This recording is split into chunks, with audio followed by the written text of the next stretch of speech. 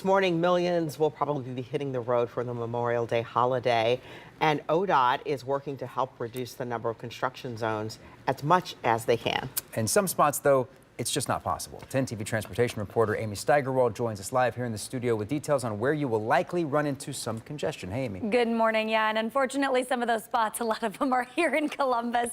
So let's get to it. Like you mentioned, a lot of those construction zones will remain active throughout the weekend, and that's likely where you will run into those bottleneck issues.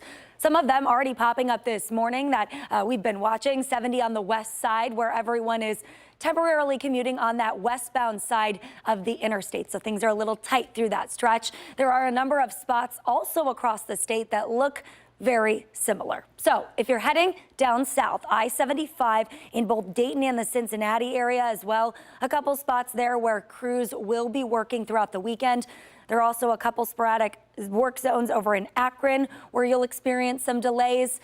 Bringing it back to Central Ohio, that I-70, I-71 interchange downtown, along with I-70, like I mentioned, on the west side, but also I-70 on the east side as you're kind of moving into the Zanesville area. Those will have crews working throughout the weekend.